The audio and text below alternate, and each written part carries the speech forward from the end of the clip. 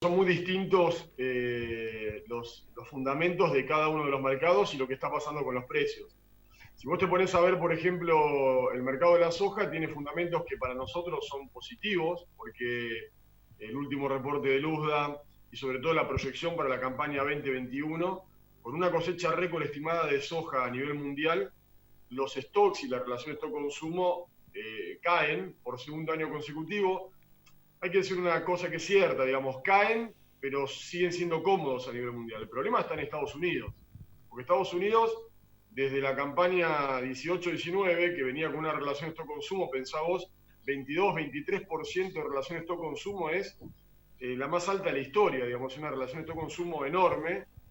Y de ahí, digamos, nos caímos a para este año proyectado, si todo viene bien, a una relación stock-consumo del 9,1%. Entonces yo lo que me pregunto es, ¿cómo puede ser que si vos tenías una relación stock-consumo récord en el mundo, récord en Estados Unidos en la campaña 18-19, y hoy tenés una relación que si bien es cómoda pero baja a nivel mundial, y después en Estados Unidos pasa a ser ajustada, ¿cómo puede ser que la soja valga lo mismo que en ese momento? ¿Y Digamos, no por parece qué no mucha reacciona el explicación. precio de la soja? Porque el contexto es el que, digamos, el que no va. O sea, vos tenés un contexto hoy en donde hay mucha incertidumbre respecto de cómo van a seguir siendo las relaciones diplomáticas, políticas entre Estados Unidos y China. Pensá vos que Donald Trump esta semana anunció además que le está declarando casi una nueva guerra comercial a Europa. Entonces hay mucho ruido en ese sentido, mucha incertidumbre. Y me parece que, bueno, digamos, en esta circunstancia con COVID-19, en el mundo, en el hemisferio norte, la gente se relajó un poco y resulta que empieza a haber rebrotes del COVID y entonces hace que las bolsas vuelvan a caer. Entonces, hay un contexto digamos, que no es bueno, pero nosotros tenemos una opinión que es positiva para la soja, sobre todo porque, vos pensás una cosa, Nico, hoy Estados Unidos tiene el 98% del saldo exportable de la campaña 19-20 que termina a fines de agosto, lo tiene expendido ya. Brasil, como nunca, tiene, digamos, arriba del 90% de la soja que acaba de cosechar vendida. Entonces, el segundo semestre, digamos, ¿quién va a estar para poder vender soja? Solo Argentina, que tiene el 50% de la soja vendida, que es está dentro del promedio histórico.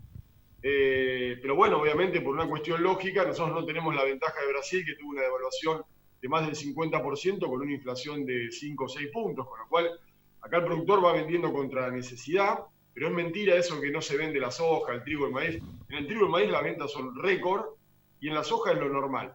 Entonces yo lo que digo es, si vos preguntás a mí, digamos, ¿cómo ves la soja a nivel mundial? No coincido que esto sean los precios, pero entiendo el contexto. Y en Argentina me parece que el segundo semestre vamos a tener una situación en donde el único país en el mundo que va a tener soja para vender va a ser Argentina. Si bien China viene incrementando los niveles de compra y claramente están mejorando sus niveles de stocks en las últimas semanas, yo creo que digamos, eso puede generar en la Argentina algún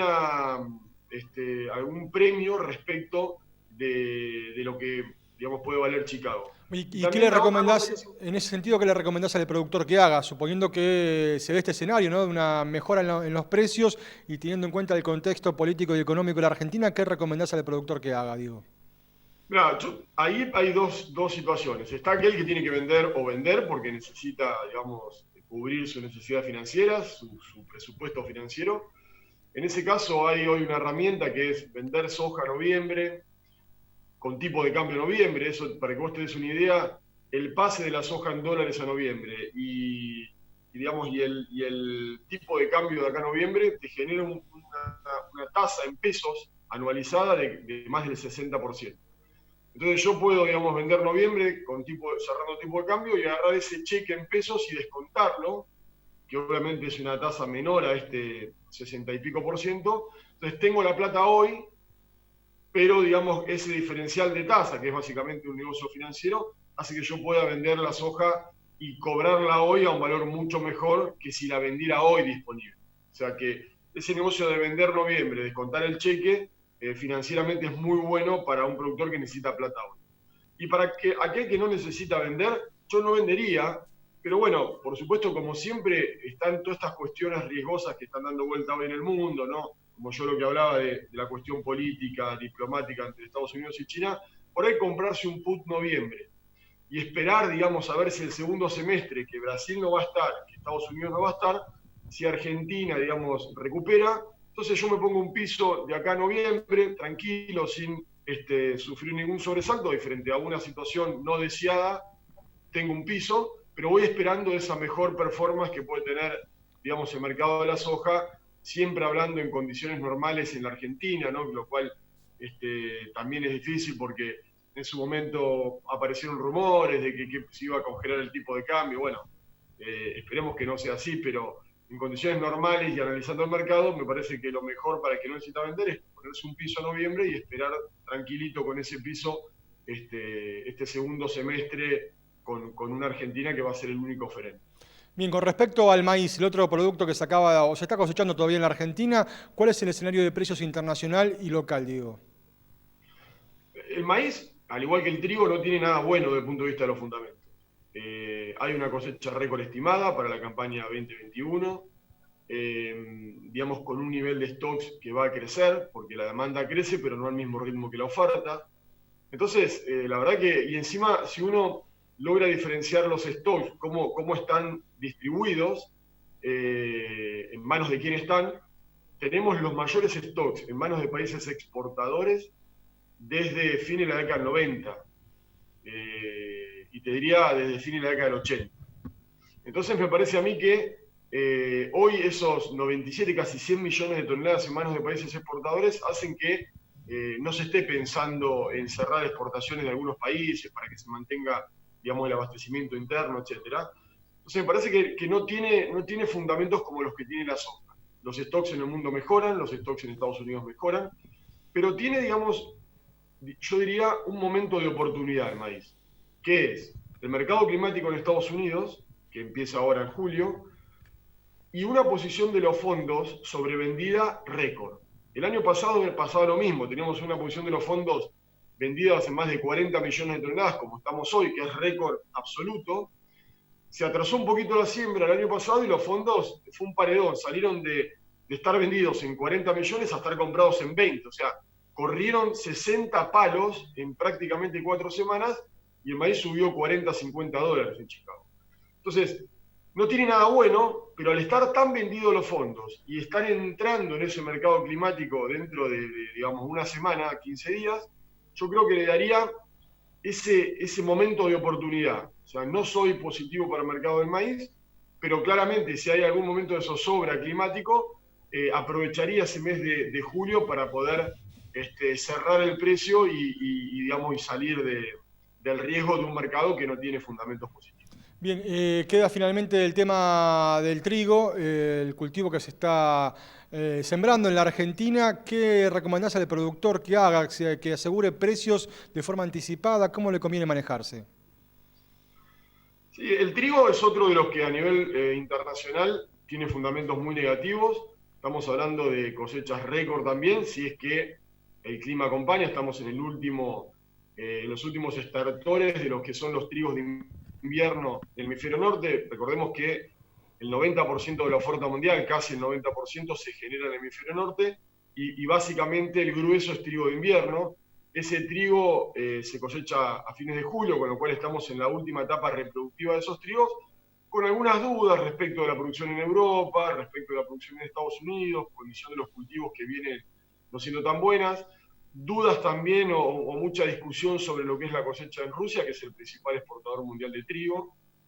Y bueno, de ahí, digamos, claramente, yo diría, va a depender lo que pase, digamos, con estas producciones para ver qué pasa, por ejemplo, con un país como Rusia o como Ucrania, que hoy tiene las exportaciones, digamos, o cerradas o con cupos, ¿no? Porque claramente en esta, como yo llamo, primarización cavernícola, donde el mundo lo único que le importa es sanar y comer, no piensa en otra cosa.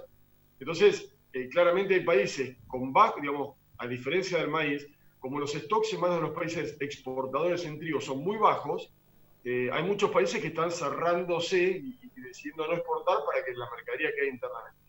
Eso va a depender mucho de cómo salga la cosecha. Si la cosecha digamos, mejora, llueve y en la última etapa logra mejorar, bueno, entonces por ahí se flexibiliza un poco. Si pasa todo lo contrario y sigue seco o la condición de los cultivos sigue deteriorándose, es probable que haya países que cierren las exportaciones de trigo, pongan cupos, y eso nos dé una oportunidad a nosotros en la Argentina. Ahora, yo el otro día hablaba, digamos, con un analista geopolítico de un fondo de inversión americano, y que él tiene, digamos, el timing y el termómetro de lo que pasa con muchos clientes de él en el mundo, porque, digamos, a este fondo de inversión pues, le ponen plata, digamos, personas físicas, empresas de todo el mundo.